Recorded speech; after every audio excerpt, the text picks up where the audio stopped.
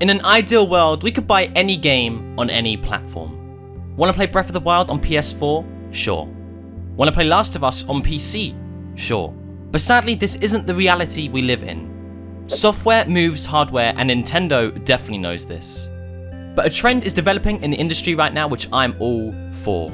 Console exclusive titles moving over to PC, and Microsoft have been leading the way forward with this.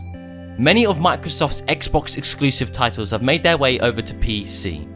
Gears 5, State of Decay, Forza, and a more recent example being Halo Master Chief Collection on Steam. This has been great for consumers. But PlayStation for the most part has locked their games behind their consoles. Want to play Last of Us 2? Suck up the price for a PlayStation 4 just before they release their new console, and people will do this. I'm tempted to do this, but not everyone wants to do this. Some people like owning all their games on one platform just to make things easier. Some people don't want to have numerous consoles plugged in to play all the different exclusives, and that's fair. Finally, we are starting to see some leeway. Horizon Zero Dawn was announced to be releasing on PC, and this was huge news in PC gaming because the title is a PlayStation 4 exclusive. The game released 3 years ago to commercial success and garnered a sequel coming to PS5.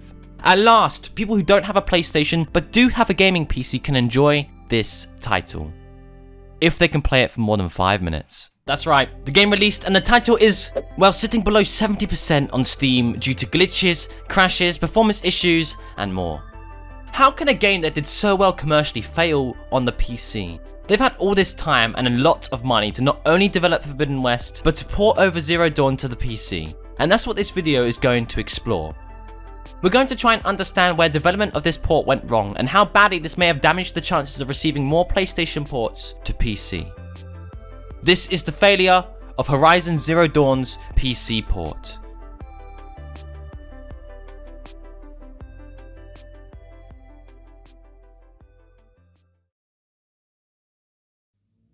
August 7th, 2020. Horizon Zero Dawn launches on PC. It's terrible for the majority of players. Some gamers got very lucky. Minimal performance issues, no real game-breaking bugs, fantastic. But when the majority of people are experiencing problems, that's bad. So what are the issues plaguing this release? The game stutters like crazy. You may be able to play at frame rates above 30, but good luck actually achieving a smooth experience. Even if you can get 60 sometimes, the game stutters, which creates a very frustrating experience for gamers. It makes it very hard for people to enjoy the game.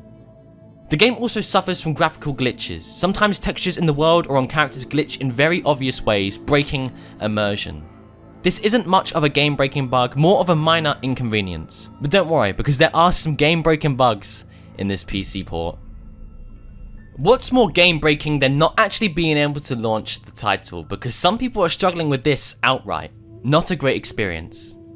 Some people could actually get the game to run for a little while before, for some reason, it breaking, leaving them unable to launch the game even after a reinstall. Along with these problems, the game just crashes a lot during gameplay, making the title very hard to enjoy when you constantly have to relaunch it. Horizon Zero Dawn has several mechanics that slow down time.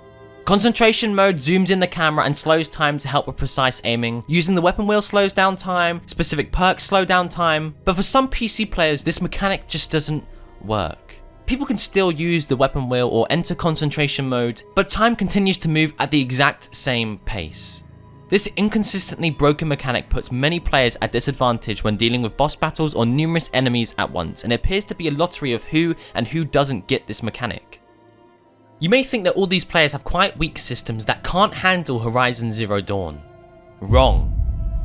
Some of these reports of bad performance have come from quite beefy rigs that really shouldn't have any problems. So why is this game plagued with inconsistent issues? Well, not even the developers know by the looks of it. They are analysing reports from players and actively patching the game, but why is this happening on a game post-launch that already launched on console 3 years ago? It turns out the port actually wasn't handled internally by Guerrilla Games and instead was outsourced to Virtuos to handle, so all the blame can't be placed just on Guerrilla Games. Virtuos are a pretty big company who focus on co-developing games with developers. This includes making ports and remasters, and they are responsible for some pretty decent ports. This is not one of them. How can they make older games run so incredibly well, especially on the Switch, which in most cases needs to be heavily optimized for? But this PC release of a PlayStation 4 game stutters, crashes, and has weird PCI bandwidth problems and doesn't really feel optimized for the desired platform.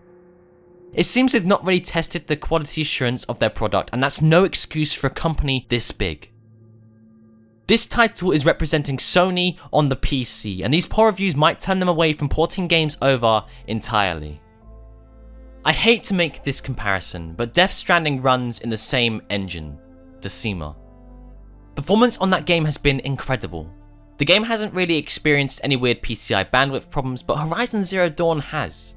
Digital Foundry goes deeper into the graphical settings and attempts to aid people with fixes for the problems in this game. If you'd like to see those, I'll have a link in the description down below. Again, Death Stranding doesn't crash or stutter in most cases, so the fact that Horizon Zero Dawn is made in Decima is no excuse.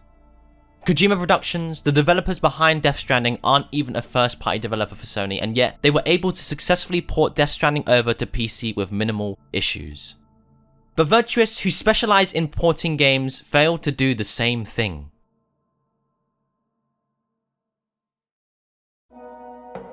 Despite the seemingly poor thought put into this PC port, there are some welcome additions to the game designed for PC players. Full customization of key bindings and mouse controls are a welcome addition. Controller support comes right out of the box, but that's to be expected from a console game. There's actually a field of view slider which I really appreciate. Some PC releases of console games just don't put as much thought into this. For instance, I recently tried to play through Just Cause 3, but there's no field of view slider, making it very difficult to enjoy myself when I feel like I'm not seeing enough on screen. And yes, there are mods, but I shouldn't have to jump through these loopholes just to change something as simple as field of view. Native ultra-wide support is important for a lot of PC gamers too, and Horizon Zero Dawn supports this feature right out the box, which is fantastic. But not all is included with this port. Ray tracing, supported by DirectX 12, which Horizon converts to on PC, is not included in the game. Whilst I'm not fussed about that because the game already looks great and I play for frame rates, some PC players will be. Missing ray tracing is the least of their concerns right now when some people with beefy machines can't achieve 60 frames, and in many cases, ray tracing has a bad effect on performance, so adding it on top would be a terrible idea. I doubt we'll see any sort of mod support coming to Horizon Zero Dawn. It would be nice to add extra content, it could extend the life of the game, but Decima is proprietary, meaning it's closed source. So if Guerrilla Games don't release modding tools, whilst not impossible, it has become much more difficult to mod the title. So the question is, how will this poor release affect the chances of receiving more PlayStation exclusives on PC? I don't think it will have any impact on this. Sony already made their money with Horizon Zero Dawn. The game was so good, such a commercial success, there is a sequel in the works. Repackaging the game and releasing on PC, even if the port is initially bad, is a great idea. However, this can't be repeated again and again, otherwise Sony may damage their reputation of making quality games. There's no arguing that exclusives on PlayStation are much more compelling than the ones on Xbox. God of War, Spider-Man, The Last of Us, Horizon Zero Dawn, Bloodborne, and so many more titles are exclusive to the platform. So releasing shoddy ports of these games won't do any good. People will just refund them. But if Horizon ends up becoming a success story on PC, then Sony are more inclined to release more titles on the platform. Sony won't do this simultaneously on PlayStation and PC, that's a bad move. Sony wants to move their hardware. You want to play their exclusives on day one, you need to buy their consoles. But if you don't mind waiting around 3 years to play their exclusives on PC, then game on. It's a shame really, because I didn't have my eyes on Horizon Zero Dawn since it was a PS4 exclusive, but making this video, exploring the PC edition of the game has really made me want to get the title, but sadly, I don't want to plunge and take the risk just yet. Looking at these performance issues has really turned me away, for now. But if we can get patches that severely optimize the title for all hardware configurations, I'll finally pick up this great game. I have faith in Virtuous that they can fix this port. After all, they've optimized old games for the Switch, and if they've done that, they can definitely get Horizon Zero Dawn to run well on PC consistently. We know it's possible because of Death Stranding, which as I said runs in the same engine and performs spectacularly on PC. The patches I mentioned just now are beginning to release, attempting to crack down on the performance and graphical issues, which is fantastic. We don't want this game running very differently on identical hardware, and we shouldn't have to jump through loopholes to enjoy ourselves. It's very evident that love went into this PC port with all the additions I mentioned, and I'm glad that most of the issues are technical and not gameplay issues or missing features. If you've had any problems with Horizon, please chat to me about that in the comments. Tell me, which exclusives would you like to see on PC? Personally, I'd really love The Last of Us 2 or God of War to release, but I don't think we'll get those anytime soon. Come chat to me about this over on twitch.tv/FroscoTTV. I stream every Tuesday, Thursday and Sunday. The link is in the description just below the like button.